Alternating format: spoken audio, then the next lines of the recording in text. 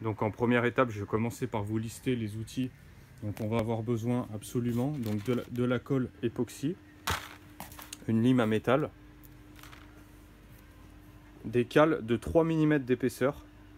Les miennes font, j'ai pris en métal, après vous pouvez prendre en plastique, en bois, peu importe. Donc 3 mm d'épaisseur, environ 6 cm de longueur. Après ça, on verra tout à l'heure que c'est vraiment approximatif, vous n'êtes pas obligé d'avoir cette taille. En tout cas, l'épaisseur de 3 mm, c'est vraiment important. Donc 2 par chargeur, on va faire 12 chargeurs, donc j'en ai fait 24. Les chargeurs, donc sans coup de chez Mag, pour MP7. Ils sont en plastique.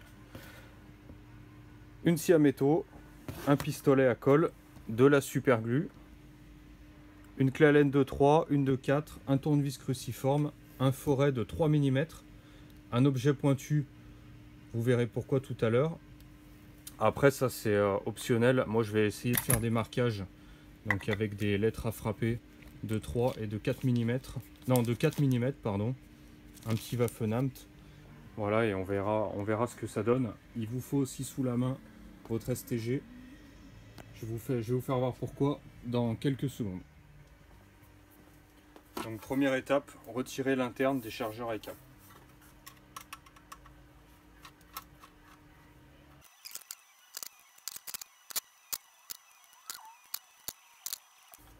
Ensuite, à l'aide d'un chasse-goupille de 3 mm, il va falloir retirer cette goupille qui maintient l'interne.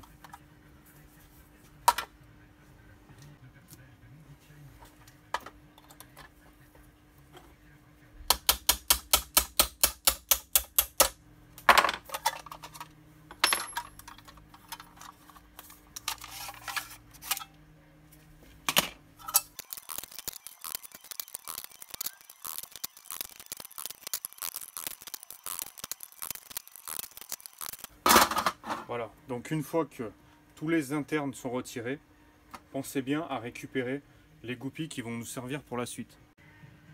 Donc une fois que tous les internes ont été retirés, on se retrouve avec les coques vides. Donc c'est le moment, si vous voulez, d'apposer des marquages. C'est ce que je vais faire et je vais vous le faire voir en vidéo. Personnellement, j'ai acheté des lettres à frapper, donc minuscules, sur Amazon. Voilà, c'est la référence du vendeur, il me semble que c'est fabriqué en Allemagne. C'est de la bonne qualité, j'ai tapé pas mal de fois déjà sur de l'acier avec ces lettres. Elles n'ont pas perdu de leur qualité. Et un petit Waffenamt. Voilà. On va mettre un support métallique assez costaud quand même. Qu'on va bien serrer. Hop. Voilà, ça supportera les frappes sur les chargeurs. Voilà, donc tout est en place. Je me suis fait une petite liste par rapport à des photos de chargeurs originaux que j'ai trouvés sur internet, de ce qu'on retrouvait le plus souvent. Donc je vais frapper par rapport à ça, je vais faire les 12 un peu différemment pour pas avoir 12 fois le même modèle. Voilà, donc j'ai préparé mes lettres à frapper.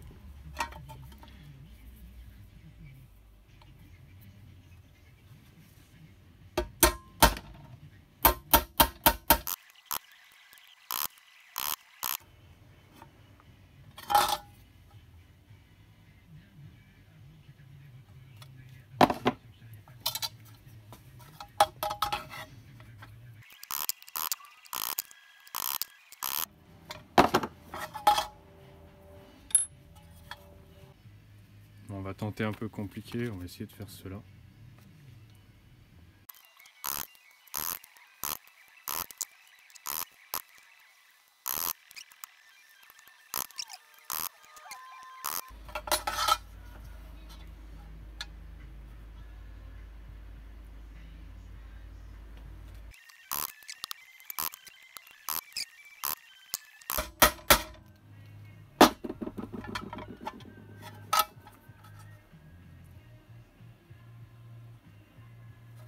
Donc pour les modèles STG44, le code c'est QLV, donc on va procéder au marquage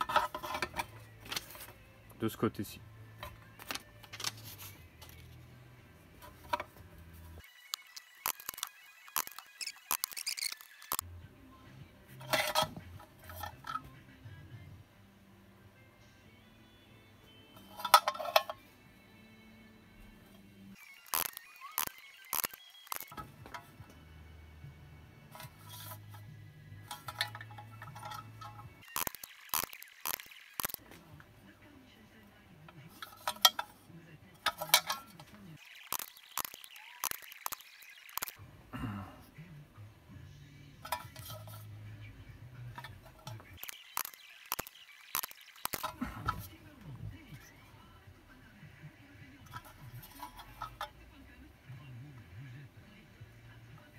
Alors tous les marquages sont terminés. Je vais procéder maintenant à un vieillissement artificiel. J'aime bien patiner un petit peu les chargeurs parce que la peinture est vraiment noir mat. Donc j'utilise une roue de décapage, je ne sais pas exactement comment ça s'appelle. C'est un grain 80 que je mets sur la perceuse à colonne. Voilà, c'est exactement ce modèle.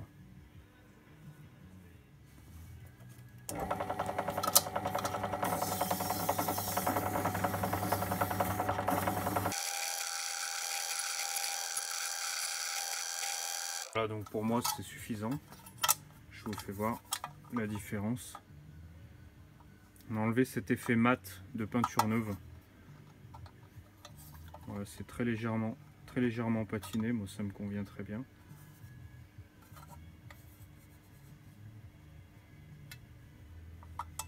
Voilà, je vais répéter l'opération pour les 12 chargeurs. Voilà, une fois terminé, ce que ça donne.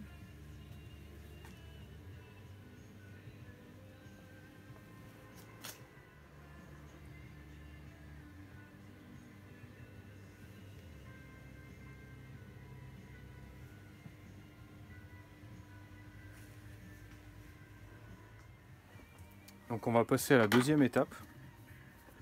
Il va falloir modifier les chargeurs de MP7. On va couper toute cette partie en suivant le trait jusqu'en bas. Et il va falloir également couper à ras ici.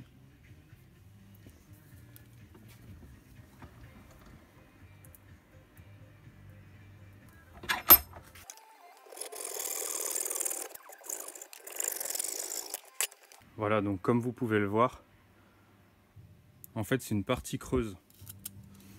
Donc là je vais limer pour bien arriver à ras. Tout est bavuré. Et là également c'est pareil.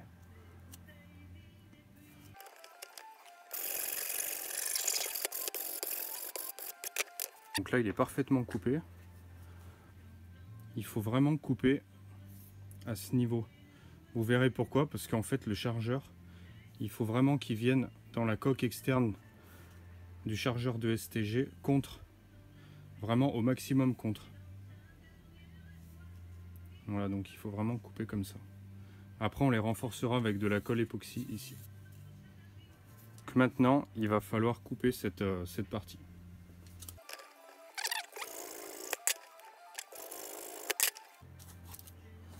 Voilà, impeccable. Alors il faut également couper la base le long du corps, des deux côtés.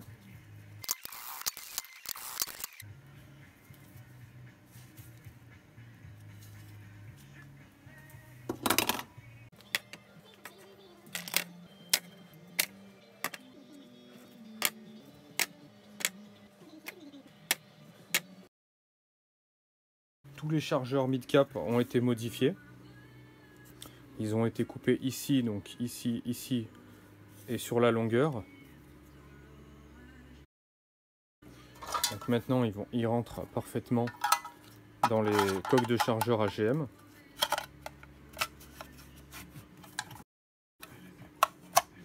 Et ils vont être positionnés comme ceci. Donc avant de les installer,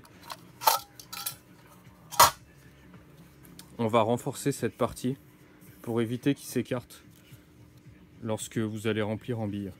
Donc on va mettre de la colle époxy, ça renforcera le chargeur. De toute manière, après, il sera pincé avec les deux plaques métalliques dans la coque du chargeur AGM.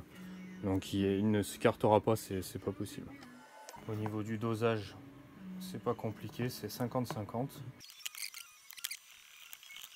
On va l'appliquer sur le bord du chargeur.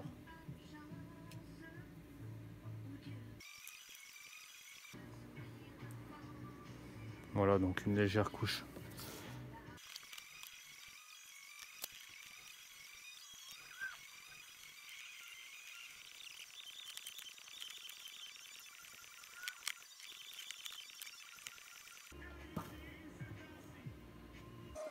Donc maintenant, on va attendre que ça sèche. C'est écrit prise rapide 5 minutes. Donc on va attendre un petit peu. Donc on va maintenant retirer le cache. ça va nous permettre d'ajuster l'interne à l'intérieur de la coque du chargeur. Il faut retirer également cette pièce. Faites attention, il y a un petit joint torique, il faut bien le récupérer. Une fois que ça a été retiré, ça va nous permettre de voir exactement où va arriver le chargeur par rapport au bloc hop-up. Ça, c'est les goupilles qu'on a enlevées au niveau des chargeurs AGM. Donc on voit que le diamètre de perçage, ça sera 3 mm pour les réinsérer dans les chargeurs MAG en plastique. Voilà, la colle est maintenant sèche. On va ajouter les plaques métalliques qui vont servir à caler le chargeur interne dans la coque externe. Donc c'est du 3 mm d'épaisseur par environ 6 cm. Vous allez voir que les cotes c'est approximatif. Moi c'est du 6 par 2, donc du 60 par 20. Et par contre l'épaisseur, il faut vraiment que ça soit 3 mm d'épaisseur. On va ajouter donc les plaques latérales au niveau des chargeurs internes pour que ça puisse se caler dans le chargeur externe, dans la coque externe du chargeur AGM, de chaque côté, de cette façon. Voilà, donc là on va les coller tout simplement à la super glue, puisque de toute façon ça sera compressé dans la coque. Il n'y aura pas d'effort, il n'y aura pas de contrainte en fait au niveau de cette partie.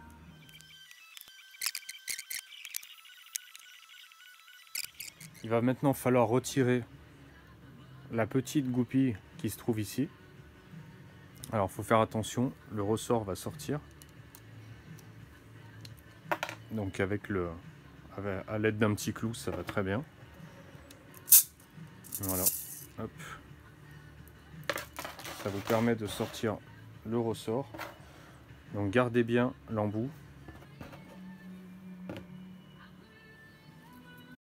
On va faire ça donc pour tous les chargeurs.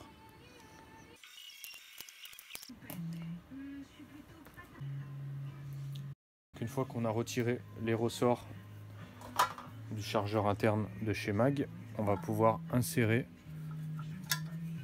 les insérer dans la coque externe AGM. Au niveau de la hauteur, il va falloir qu'ils arrivent dans cette position et qu'ils soient vraiment contre ce côté au maximum.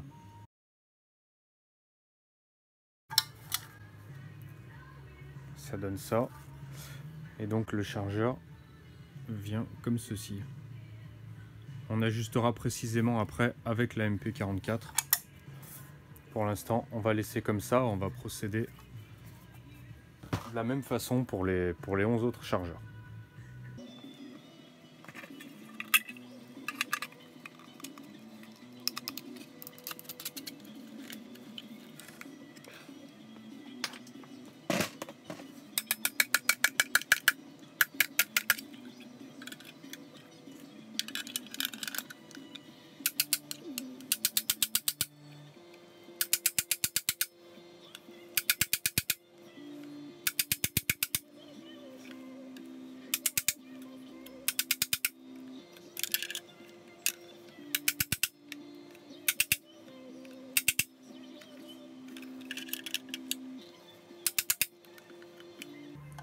Là j'ai un petit peu dépassé.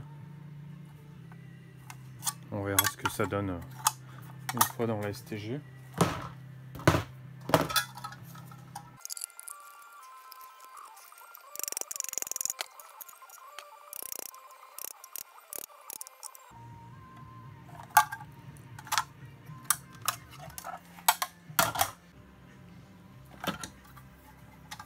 Donc tous les internes ont été installés.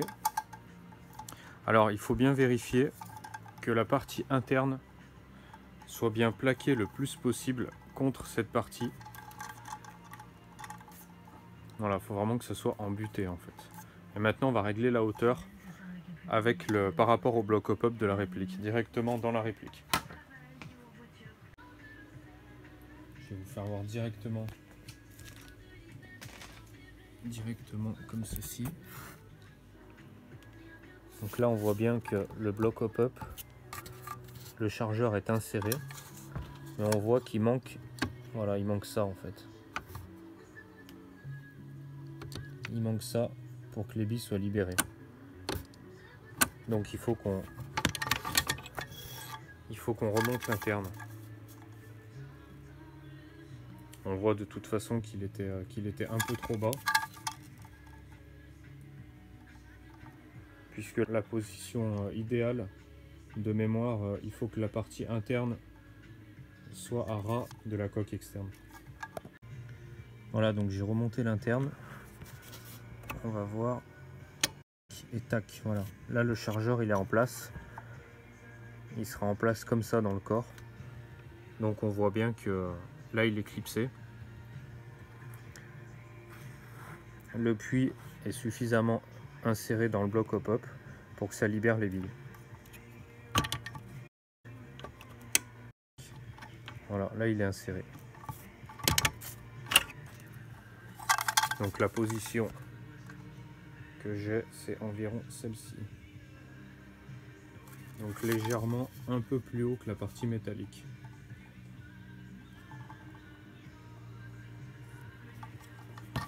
Une fois que tous les internes ont été positionnés correctement, ce qu'on va faire maintenant, c'est percer à 3 mm pour insérer la goupille, pour que l'interne ne bouge plus.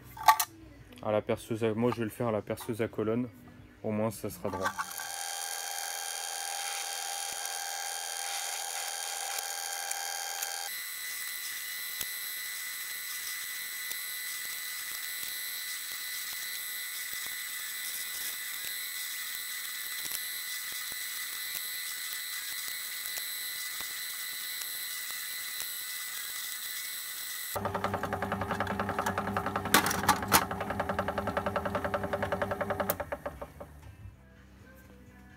Une fois que tous les chargeurs ont été percés, on va venir mettre un coup de soufflette à l'intérieur pour évacuer tous les morceaux de plastique qui sont dus au perçage.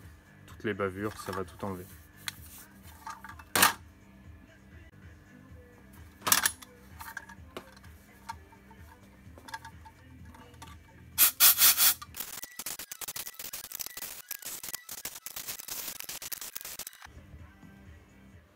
Donc les chargeurs sont maintenant percés. Pour la goupille, on va réinsérer les ressorts à l'intérieur du mécanisme des chargeurs de MP7.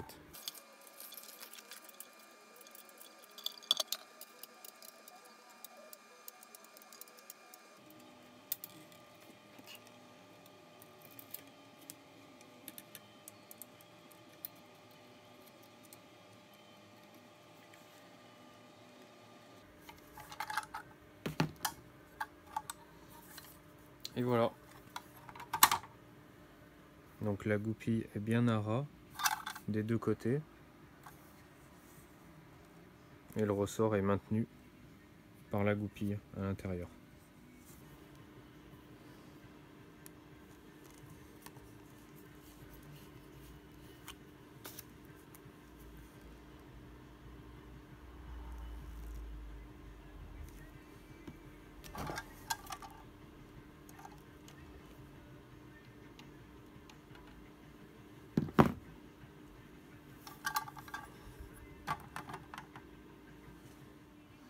Dernière étape, on va combler les espaces sur les côtés à la colle chaude.